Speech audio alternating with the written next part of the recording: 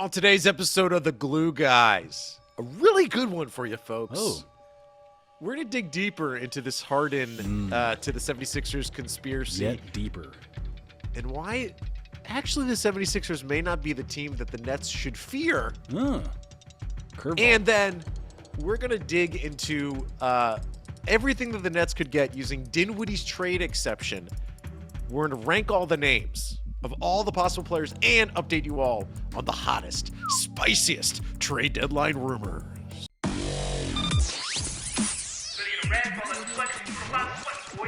Welcome back to the Glue Guys. This is Mike Arizona Brian. Check us out on Twitter at BKGlueGuys, Netsdaily.com, The Athletic. Get yourself behind that paywall at theathletic.com/GlueGuys. Brian? Michael. By the way, did you know that BetMGM is now live in New York? Whoa. Organic advertising here. There's also a special New York deal that can also be mentioned here, which I'm literally anchormanning copy. I'm suspicious of this being organic. I'm very suspicious. Place your first bet of $10 on any football game with BetMGM and win $200 regardless of the outcome of your bet. Here's the promo code. AthleticNY. AthleticNY. Get yourself behind that gambling wall. Nice. Brian. Michael. Exciting show for you today. Okay. All right. I think some people know we love basketball, okay? But we love humans more. Yeah. Or do you? Do you love basketball? I was going to say, I was going to stop you right there. Yeah. Because I think this James Harden issue is really a human issue, okay? And someone brought something forward to me on Twitter. Okay. And it's something that I completely agree with when considering James Harden and why maybe there's some discord and disconnect. Okay. And this is so from the Jake Fisher story that we've talked about before. Yep. But from the Jake Fisher story, Jake Fisher points out that. Wait, hold on. This is the quote. Is this friend of the show, Jake Fisher? Friend of the show, Jake Fisher. Yeah. Newsbreaker, Jake Fisher, friend of the show. He says about Harden, his new city could also be an issue. According to multiple sources, Harden has not enjoyed living in Brooklyn compared to his days as a central Houston magnate. Outside of the change in climate, the chasm between state taxes in New York versus Texas is quite obvious as well. Well, I've been tweeting some conspiracy theories about that, which I'll get into. But one of our listeners, Young Guapo BK on Twitter, shout out. said this at me. Harden has seasonal affective disorder. And as someone who actually does have, I self-diagnose seasonal. Of course you do. seasonal, no, I get it. Affective disorder. If you don't know what that is, it's like you get sad when it gets cold. That's the brass tacks of it. I get the opposite. That's right. I have I guess it's still seasonal effect. I don't like the summer because you get happier? I resent the summer because there's the expectation that I should be outside, and everything that I want to do is indoors. And it's always been that way, and that's not going to change. And so the pressure to go outside is worse in the summer, and so I feel worse about myself. Whereas there must in the be winter, some Viking blood in your body. Could be. Some Viking Egans in the past. We do have a lot of Neanderthal genes. It's true. My dad got a 23. I have large, forearms and calves. Thick thighs. It's a Neanderthal thing. A Neanderthal thing. Yeah. So it's kind of fun. This Jake Fisher report is really the best one in terms of from James Harden's side. We have other pieces of information that have come out since we last did a podcast. The biggest one being Woj. Woj reported, I think it was 2 days ago, that the Nets won't listen to trade deadline overtures for James Harden, a resolve rooted in Harden's repeated instances to ownership and management that he's committed to staying and winning a championship with the franchise. And Chris Haynes has updated that really it's not just Daryl Morey in Philly. It's also the co-owner of the team, Michael Rubin, who's, quote, very, very, very good friends with James Harden. So there's a lot of information out there. I really liked how fast somebody got together a statement from Nets management to be like, no, and then have that be passed through Woj. That was... No. Yeah. Yeah, because if people don't know, if Woj is reporting something, it's from Sean Marks. Mm-hmm. If Shams is reporting a Nets thing, it's usually coming from the players. Like, classically, people assume it's Kevin Durant or Kyrie Irving that's literally feeding information to Shams. It's the yin and the yang accurate. I don't know. of the media puppets, not to call them puppets, but the strings to pull. How dare you? Sorry. Friend of the show, Sham Sorry, Sharania. I didn't mean Media it that way. maestros. Maestros. Come on. Those I are mean, those are the different conduits, though. If you're management, you go to Woj. If you're players, you go to Shams. That's how it works. Who's Mozart and who's Salieri? Salieri is the... Yeah, Salieri. Good. I think Woj is Salieri, Did right? you watch Amadeus lately or something? Is this... No, I heard someone else on a podcast use that resonated reference, and with it you. sounded smart. It does. I was like, that was... Where did that come from? Oh, fuck. Got him. No. Unpack that. You think that I couldn't come up with that reference by myself? You think it had to come... You just admitted you didn't. Yeah, but you should have believed that I had the intelligence and the requisite knowledge of orchestral history to know that I could pull that off. Fair enough. You're right. Okay, fair enough. Brian, I want you to do something with me for a second. Thought exercise. Talk directly to James Harden right now. We know James Harden listens to the podcast. Okay. Explain to him what winters are like in Brooklyn and how they get better. Oh, I mean, this is easy. It's just teeing up the best feeling in the whole world, which is actually needing to just wear a windbreaker. That's really there's wearing a windbreaker when you don't have to, when you're inside or something, but on just a crisp spring day where you actually just need just a windbreaker, can't beat that. Especially after coming out of the doldrums,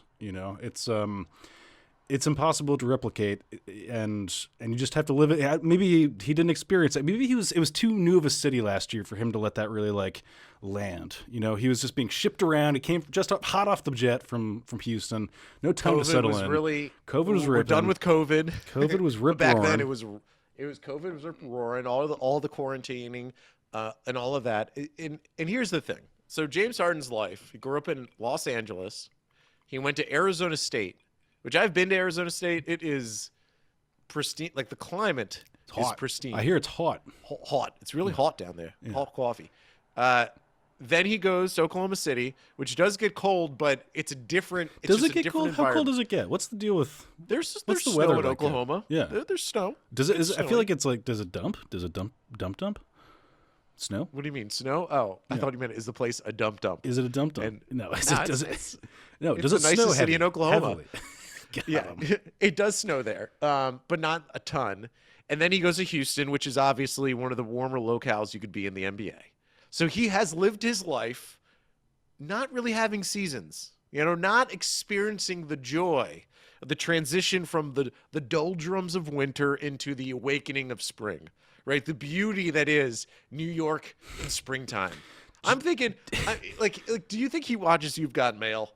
Yes, and he sees the. So I think he watches You've Got Mail as an aspiration or like an example of a body to strive for in Tom Hanks. That's where he takes his. Let me ask you this. Yeah. So we've had the Space Jam sequel. Okay. Ooh, yes. You've Got Mail 2 starring James Harden. Starring James Harden. Sign me up. I don't even know who's the female lead. I don't even care. Is Meg Ryan still? Is that what it is? Tom Hanks' character has died. Yeah. Died tragically by COVID, frankly. Sorry. Or you could just have Dave Chappelle step in. You remember Dave Chappelle's in that? Yeah, Dave Chappelle's on the treadmill, like the best friend. I don't think Fox Books. I think they were Republicans, so I'm going to guess that they did not take the vax. So he dies of COVID. Whoa. It's a dark turn. Yeah. It's like, and just like that, the new Sex and the City. He dies on a Peloton. Okay. Not to ruin. I just ruined another show. No, everyone knows about that. That was like the big headline. Anyways, let's get back on track. Yeah. So, just James. So this is a sympathetic sort of screed to him, and I really do sympathize. It's tough in the winter. It's been a lot of cold days in a row. Is it snowing out right now in Brooklyn? It's snowing here. You know what I think he's also bummed out about is that it's not only just winter. It's like it's winter and he's dieting super heavy. He's like on his diet. You can tell. He's playing with James Johnson and Bruce Brown. He's not playing with Kevin Durant and Kyrie Irving. If you're guys like us and it's sweater season, here comes the white rice, Mike. Here comes the starches. Here comes the brie cheese. Here comes the artichoke dips with a northern spy and a dollop of white rice. Okay, we're going in. I really hope people continually listen to each of our episodes to fully get all of what you just said. Yeah. The Brian charcuterie plate, if you will. James, I understand. It is very hard. It is hard in the winter, but just think forward. It's going to be March. It's going to get nicer. Kevin Durant's going to be back. Joe Harris, your boy Joe Harris, who's going to get you an extra 2 assists per game because he's going to be wide open from 3. He's going to hit those shots. He'll be back. Nick Claxton will be here, and maybe there'll be reinforcements in the terms of a trade.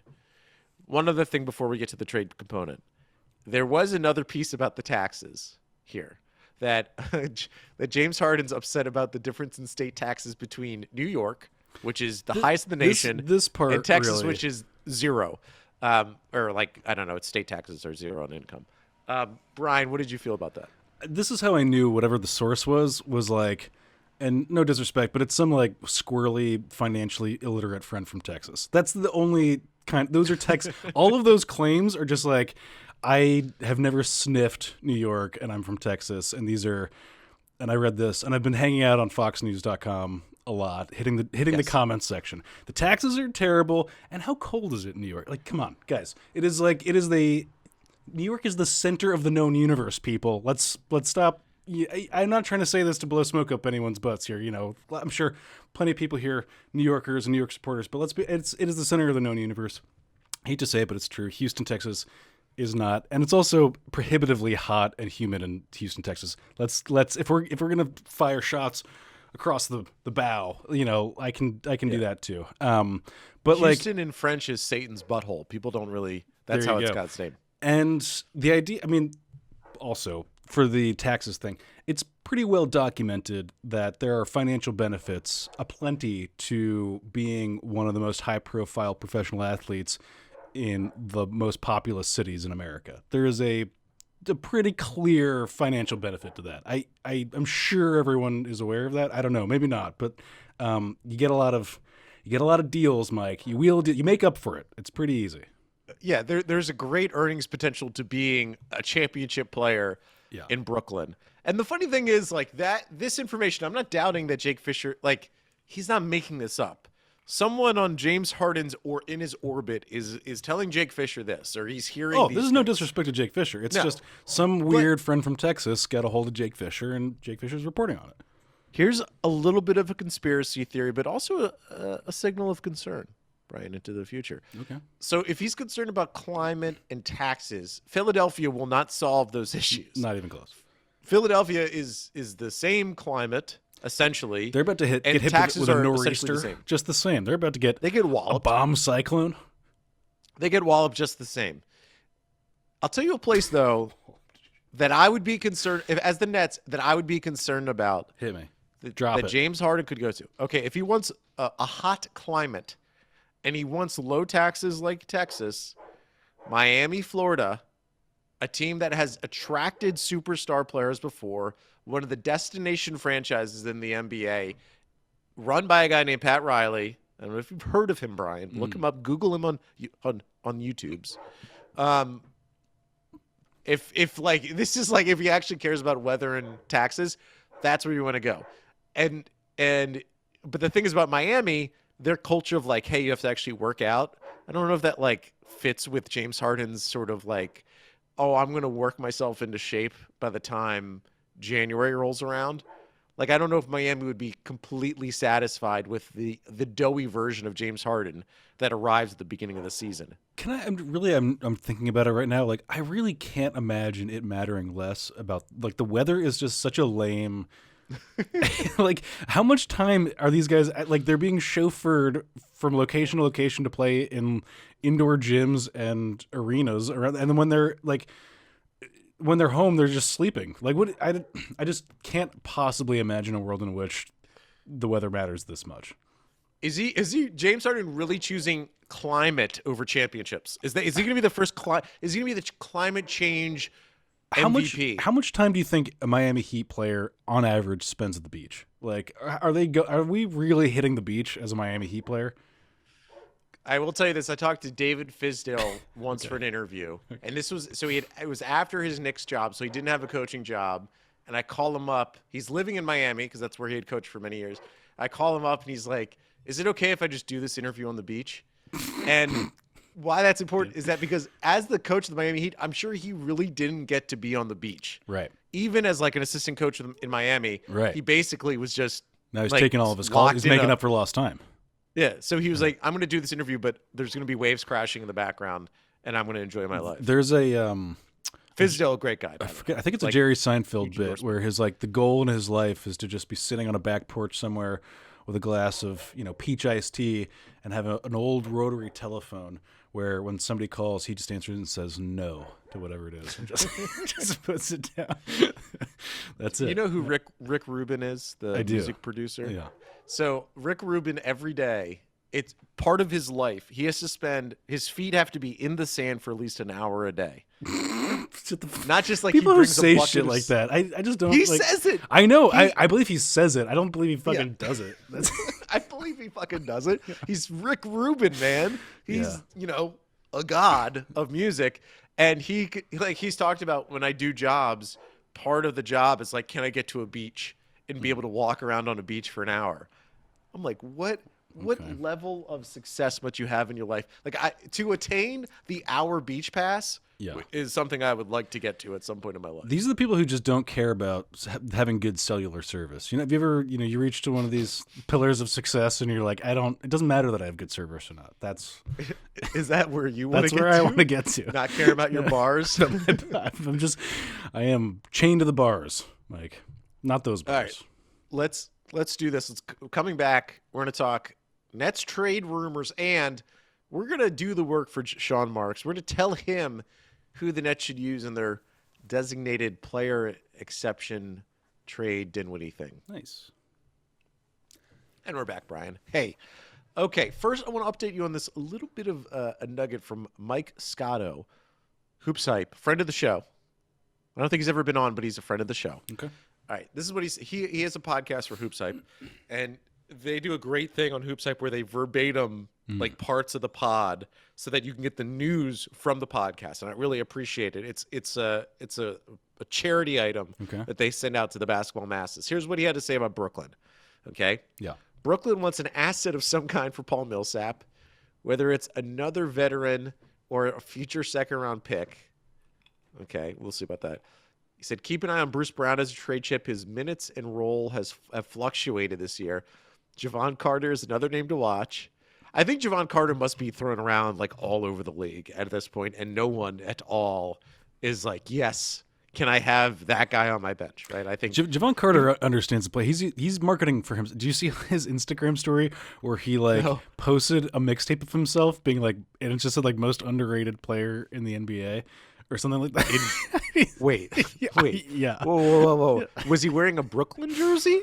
Yeah, it was like a Nets. It was posted a Nets mixtape. Someone had made a Nets mixtape. It's possible that he made his own. It's possible he made his own mixtape and posted it on his channel, and it with the Instagram Comic Sans font of just like most underrated player ! Question mark. That Javon Carter is the ultimate process over results, but his process is still wrong. Like in his head, he must think, I'm taking threes. I don't care if they go in or not. It's the process of taking the threes. It's the process. The result are clunkers. It's like poker. You don't assess the outcome. You assess the decisions, Mike. That's what you do. The last line from Mike Scotto. Nets have gotten calls on Joe Harris and Nick Claxton, but I don't expect those guys to be moved unless they're packaged for a star or really high caliber starter. The Nick Claxton piece about that he wouldn't just be moved just to be moved is, I think, is a little bit of news, though it's been said in other places. I will say the inclusion of putting Joe Harris and Nick Claxton together, if you did that in a trade that gets you to about $20 million, we could go down the list of those names, and maybe we will. It does get you a pretty interesting piece that you could add to this team. But I still think, so there was another report, I forget who it was from, that the Nets are looking for shooting. One of the things that they're looking for. Oh, it was Brian Windhorst, who said the Nets are trying to figure out a way to get more shooting on the team. Joe Harris is that, basically. They're going to get Joe Harris, then maybe another bench piece. And we'll talk about a guy who I think the Nets could get, who would be that bench piece. Are the Nets going to get anything from Paul Millsap, Brian? It's a tough spot to be in. I really got to think about Paul Millsap as I kind of question that decision from his perspective. If he was, I'm assuming he's the one that initiated a trade request of some kind.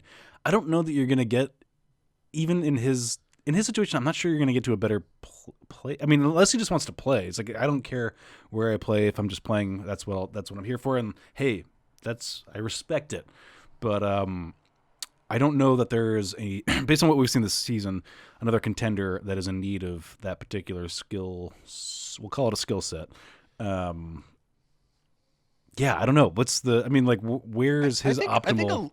I think like a really protected second round pick is possible, and like I do think. But there's my probably, point is like, who gives up an asset for him and with his contract being, what it is. Like you need basically somebody who's in a very similar position to the Nets, who is looking to shore up their bench with veteran presences. I don't know. I could see like the Nuggets because they already had him, and they could That basically would be say, funny to just go right yeah, there. like we'll take him back, obviously at this point. And Hey, how Paul about that Millsap probably Nuggets game? Did you watch that Nuggets game? Yeah, are the Nets better without KD, Kyrie, and James Harden? Brian, What percentage of people thought when you tweeted that was a real? all of them. Yeah, All of them. No, some. significant. Yeah. Enough. That concerns me desperately. Yeah. Okay, here's the game, Brian. Now, did we want to do some visual component for? Do you want to screen YouTube? share? I mean, I can screen Do share. you want me to screen share? Are you leave- going to screen share my Google Doc? I can screen share it if you want.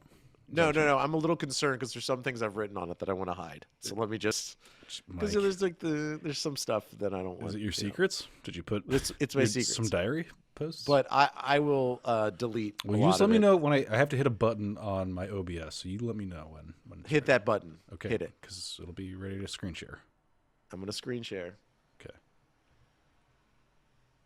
This is great radio. People are gonna love. People are gonna love Sorry, everyone. this part. I can talk about anything right now. All right. Can you see? I can. We're good to go. Okay. So the basics of what we're doing is the Nets have an $11.5 million trade exception due to the sign and trade deal that they made with four other teams to send Spencer Dinwiddie to Washington. $11.5 million is one of the highest trade exceptions that are currently right now in the NBA. And the way it works is the Nets can only bring in a player that is making less than $11.5 million in the final year of their contract, meaning this is the last year of their contract, or they can bring in multiple players who are all on the last year of their contract. When you add all their salaries up together, it equals $11.5 million. Now, I'm pretty sure I didn't look this up, but I'm just going to say I'm pretty sure that the Nets can't if the Nets add a guy for, like, let's say $11.5 million, it then impacts their salary tax payments by 3. Like it's like adding a whole new salary. It's not like the Nets are basically it would be super, super expensive to add someone with that. The reason why we're having this conversation, though, is that it seems like within this James Harden hubbub, there's some indication from Harden's side that maybe they're slightly dissatisfied with the way, not that the team's been run, there's just some dissatisfaction between Harden and management on some level. We don't know what that is. We don't know what the thing is. There's been reports, I think, that like he's not too happy with Kyrie playing half the games, but Kyrie, like, that's nothing for the Nets to do at this point. That's the most self-explanatory thing ever, though, right? I mean, at some point it had to start pissing people off. I don't know. Anyways, let's not get lost in the sauce. Well, yeah. So, but I think what could be part of it is, and we saw this for years with LeBron James in Cleveland, guys who are going for the championship want the owners to max out every possible avenue to increase the team's odds of winning a championship. The Nets decreased their odds of winning a championship by not retaining Spencer Dinwiddie in the offseason. The Nets could have made any offer they wanted to Spencer Dinwiddie. They could have signed him for the exact amount of money that the Wizards did. And Dinwiddie, maybe he would have taken it, but they probably could have even given him a little bit more cash, and Dinwiddie would have stayed. They didn't because it would have cost Josiah like an extra $80 million a year to have Spencer Dinwiddie on the roster. Everyone understands why he's not on the roster, whether you agree with it or not, but it would have cost Josiah so much money with salary and luxury tax. It didn't happen. Now the Nets have this other thing because of the Dinwiddie sign and trade. $11.5 million for a guy in the final year of his contract. If the Nets make a deal to fill in that trade exception with any player, it would be salary times 3 would also then be this luxury tax.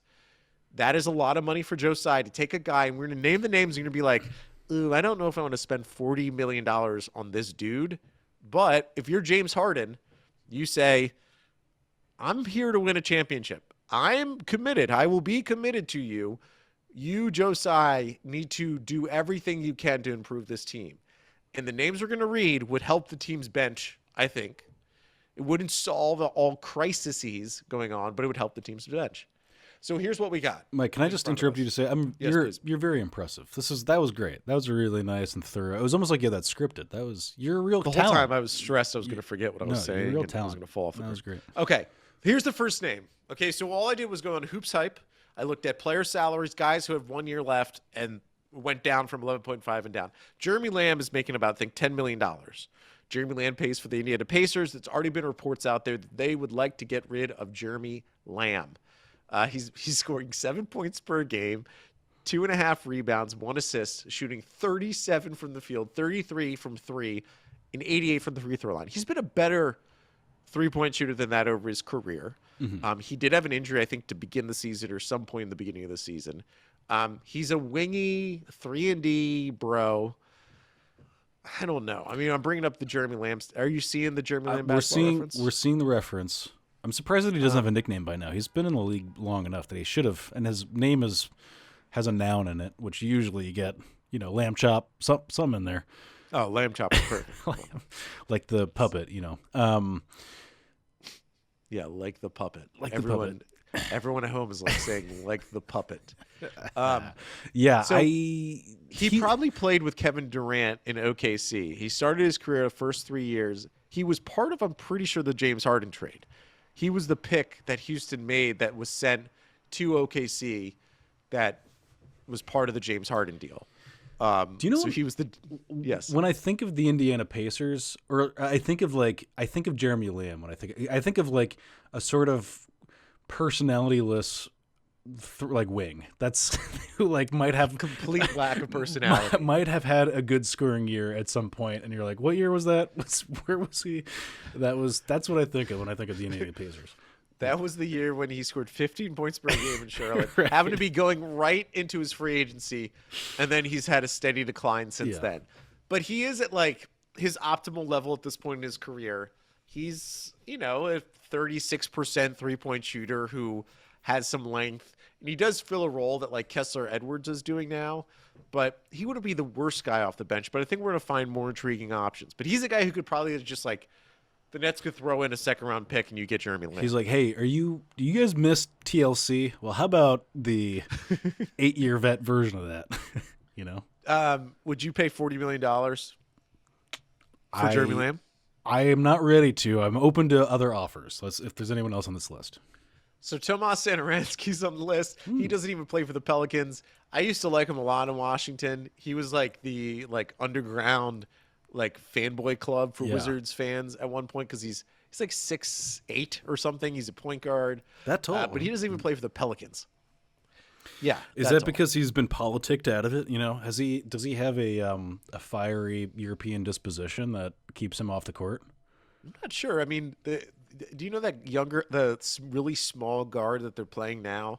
He's barely 6 foot. He looks like he weighs 150. Yeah. So him and Embiid, I don't even know his name, but him and Embiid got in an argument, and they both got technicals. And Embiid came out and said, I'm going to pay his fine because he doesn't make a lot of money. And I felt bad for him getting the tech because it was really my fault, which is kind of, I love Joel Embiid. That's boss energy. Yeah, for sure. Yeah, it's boss energy.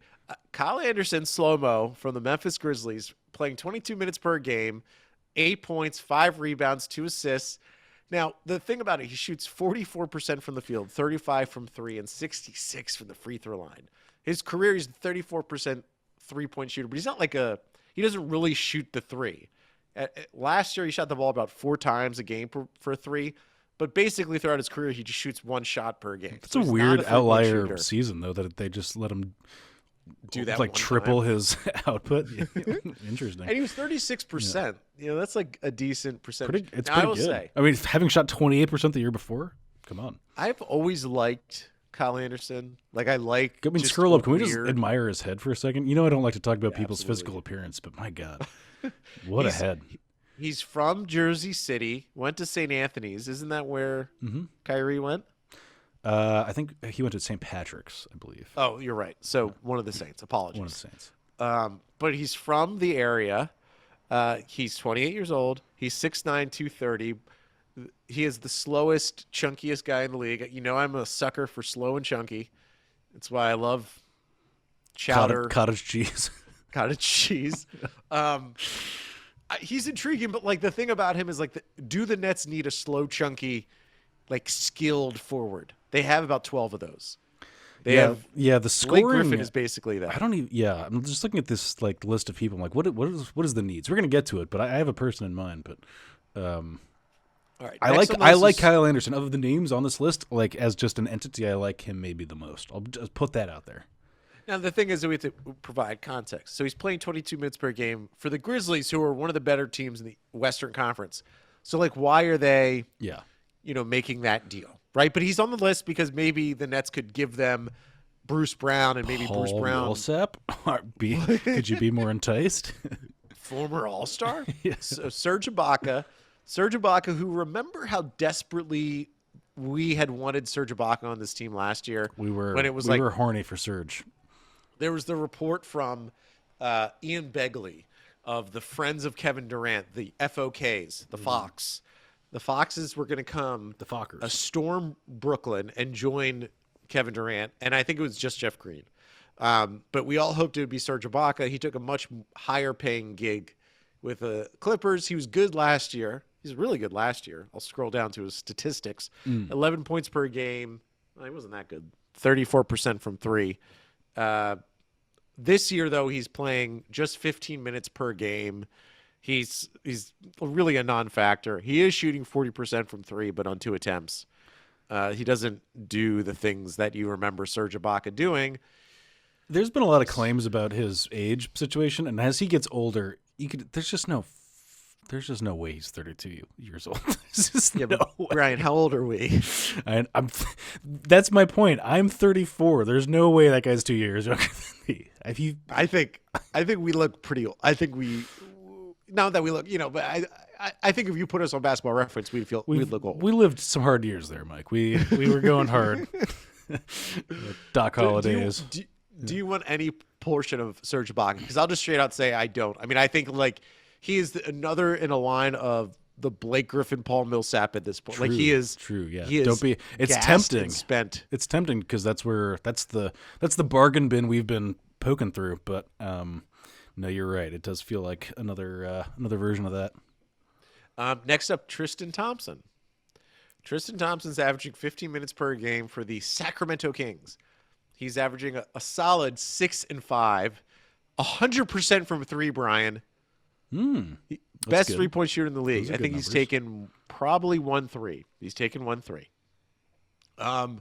Tristan Thompson, I've always been fascinated with him, both professionally and personally. Yeah, privately. Yeah, I guess it's private, but not that private. He is a burly boy. He is a frustrating player to play against at times. He had been earlier in his career. Now he's less frustrating. I mean, he's not really getting a bunch of burn in Sacramento. He would probably be very gettable at this point. The element that I do want to bring up, Brian, we don't like to get personal in this podcast. That's really not what we do. But Tristan Thompson, I don't know if you know this, he used to date Khloe Kardashian. I do know this. You know who also used to date Khloe Kardashian? James Harden. Oh my gosh, I forgot. James Harden, I don't know if people remember. That was brief, though. Wasn't it very brief? Well, here's an amazing quote from Khloe Kardashian that I need to pull up, but I'll just remember it from verbatim. Okay. Yeah. So I'll just remember it from the fact that I studied I don't want to it. make too light of this part, but Okay. when Lamar Odom was in a coma, and he was still technically married to Khloe Kardashian, but remember there was a separation there to begin with. I mean, they were separated. They drifted but apart married before the couple. coma. Yeah. Yeah. An Oxford coma. That's a Vampire Weekend reference. Khloe started dating James Harden while Lamar was in a coma. And they only dated for a few months, and that was it. And Khloe had an amazing quote on her show. She had some late night show called like Keeping Up with Khloe or something like that. And she talked about her relationship with James Harden by saying, I told James, we do not have to be monogamous. I'm in Los Angeles. You are in Houston. We don't need to be monogamous. We can live our life, and when we're together, we're together. But he wanted to be monogamous, but then he also wanted to cheat on me. I'm like, I mean, one, I love Khloe Kardashian, and I love the honesty there. It's called it's a cuckoldry relationship. That's what that's called. Is it so? I don't know how Tristan Thompson. I don't know how Tristan Thompson would feel about, or James Harden would feel about playing. I don't know if there's like a beef between the two. Of typically two men who have been lucky enough to be in Khloe Kardashian's presence. Oh, you think that's going to cause them to have strife? They'll like have to headbutt each other. So I don't think it's going to work. Yeah, a couple of Maybe stags. they're friends. Maybe they're friends. Don't know. I think they'll be fine. I think that was a pretty. I don't know. It didn't seem like a very serious romance between you. Maybe I'm wrong. Maybe there's some real beef there. Who knows? No, I think you're right. Okay, this is the most intriguing name on the list to me. Montrezl Harrell. Montrezl Harrell is averaging 25 points per game, 14, 7, 2 from the floor, 65% from the field. He is about as automatic from around the bucket as it gets, even though he's only like 6'5". He is he's a bundle of energy, and this team needs a bundle of energy. They need a little bit of a motor. Now, the thing is, Harrell's had many more parts in his career where it seems like he gets in fights with people in the locker room, not physical fights, but like emotional fights because he has so much energy. He has also played with James Harden in the past. If we remember, he started on Houston where Harden basically kind of made his career to start, and then he was added into the Chris Paul trade that sent him to the Clippers, and he was with the Clippers for a while before now he's in Washington. So Washington is fighting for a playoff spot. Harrell is a highly valuable player for them in terms of points. He's only averaging 25 minutes per game. The Wizards, I don't know if you know this. The Wizards fans are like pretty sick of this team. I didn't know that they were sick of the team. I thought they would be sick of people fall in and out of love with Montrezl Harrell. That's my understanding of it. 100%. Yeah. He's the guy who is really exciting for a moment, and then you're done with him. But I think the Nets could harness that moment. I like the idea of like a really effective lane operator as a big. Nick Claxton, we all hope he can be the screen and roll big, and he can be it sometimes. LaMarcus is a pick and pop. The thing about Harrell is that he just can't play defense. He just doesn't. The thing that kills him and the things that knocks him out of playoff series is that he always gets exposed defensively. He always has put up buckets. He's always been hyper efficient, but he cannot play defense. And let me ask you, would you want to add a big on this team that can't play any D? I'm pretty blown away by the fact that he averaged in 63 games in 2019 and 2020 18 points. That is pretty hard to do for a dude with that skill set. I'm impressed. I hadn't realized it was that high. And it's zero reliance on threes. He's not a good free throw shooter. He's like okay, but not good. He's averaging about 65% over his career. It's all just being hyper efficient on pick and rolls, attacking the rim. That's what it is. Again, he's the most talented player the Nets could possibly get. Now, I think to get him, though, the Nets would have to give up more than just some second-round pick. They may have to think about, I don't know, not Kessler Edwards, not Cam Thomas. You'd have to think about maybe giving up something juicier. I don't even know what they would, Day'Ron Sharp or something. And That's pretty juicy. That's pretty juicy, Mike. That's too juicy. That's too juicy. Too much juice. Next one. And we'll go quickly for these last few. Thomas Bryant. Thomas Bryant has only played 7 games this year. Another Wizard returning from an ACL tear. 7-3 so far this year. A lot of whiz on this list, by the way, Mike. I'm just saying. Yeah, I know. Well, where do I scout? Yeah. It's my scouting territory. Right. They're sort Thomas of a Bryant farm has been league a good team. Yeah, sorry, go ahead. Thomas Bryant's been a good three-point shooter over his career, 36% from three. He had a really good first 20 games last year. He was shooting 40% from three. He's a stretch 5, but not much of a defender either. Somewhat exciting. DeLon Wright from the Hawks, 18 minutes per game, shooting 46, 42, and 81. The problem is he's becoming a key part of the Hawks bench recently, and that's been charging their turnaround of late. So I don't know about him. And finally, Robin Lopez, our brother, My guy. 19 minutes per game with the horrible Orlando Magic, averaging 8 and 4. He's just a big burly He needs dude. to be rescued from that team. I feel like of all the people, like he is the best option for both need reasons and also like he truly doesn't have any intention for having a ceiling. Like he just was like he's like I really want to just fit into your system for the brief time that I'm with you. That is where. And look at these numbers. These are respectable numbers for a guy who's truly got no intention of like being anywhere long term or having a real offensive ceiling. For me, like in terms of need, I'm a Rolo guy. Count me in, Mike. Yeah, I think the other thing, like, I don't know, I forget how much money he's making, but he's one of the guys making the least amount of money on this list. Of course. Like, Always. the Nets are, I think it's unlikely. We listed the guys who they could fit into this trade exception. Is he really all that less impactful than Jeremy Lamb? I think he makes half as much money as Jeremy Lamb, which means he's going to cost half as less with luxury tax and all that stuff. I tend to think I like the idea of a Lopez brother on this team. The narrative Good works. vibes.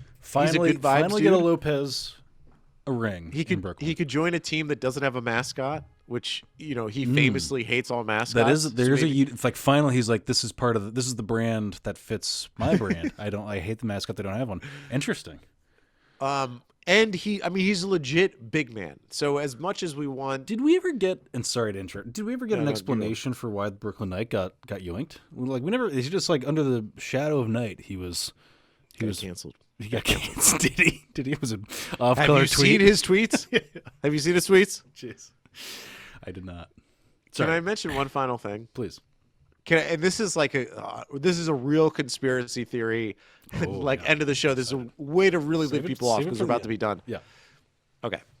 So there was a lot of conversation about a year ago when James Harden was traded to the Brooklyn Nets that Tillman Fertitta did not want to trade Harden to Philly.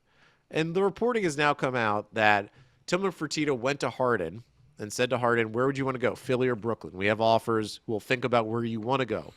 And Harden said, I want to be in Brooklyn, which is another reason why you should be less concerned about, a deal happening where he goes to Brooklyn or where he goes to Philly.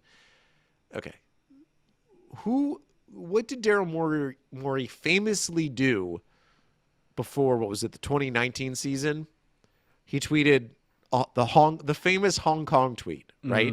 And it destroyed the NBA's relationship in China. I'm not saying whatever I agree with. That's what happened. Which owner in U.S. pro sports was the loudest against what Daryl Morey said? Wow. Do you remember? His name starts with Joe, and his name ends in Tsai. Wow. Joe Tsai, as is his right, came out and had that really long Facebook post explaining why Westernist intervention in the Chinese-Hong Kong relationship is, at least from his viewpoint, something that people are very emotional about. Joe Tsai was the loudest of all U.S. pro sports owners about the Morey controversy. Again, as is his right. And I would guess that Joe Tsai, who is very involved with this team, if you notice in the Woj article, Woj lists Joe Tsai before Sean Marks as the people who are reassured that James Harden's going to be here. I know that James Harden could force his way to Philly. He could. And he could leave Joe Tsai no decisions. But I'm going to guess Joe Tsai would very much not like to give Daryl Morey James Harden. And that Joe Tsai would do almost anything he can not to help Daryl Morey, someone who he vehemently disagrees with the way that the person communicated, regardless of however anyone feels about the issues. I'm going to guess Joe Tsai personally would not be like, oh, yeah, a year later, I'm not going to, or 2 years later, I'm not going to give two S's about helping Daryl Morey, a guy who I publicly called out in a searing Facebook post. So as much as we like to emphasize that Tillman Fertitta didn't help Daryl Morey, Wow. I actually think Joe Tsai is in the power rankings higher. So Just Great keep in call. mind. Nice call, Mike. Great conspiracy. Thank you so much for listening, Brian. Oh, it was a pleasure to be here where you were holding court. No, I'm just kidding. That's great. Great show. This is a great Friday night episode. Yeah. We'll be back in yours as soon as possible. The Nets play the Warriors on Saturday I night. believe so. And we'll have so much more basketball to discuss. Oh, yeah. That'll be big. Find us on Twitter Spaces because we're doing those more often. Twitter Yeah, Spaces. true. We got to get that going. Thanks, everybody. At PK Glue Guys, Netsdaily Athletic. Thank you. Thanks, everybody.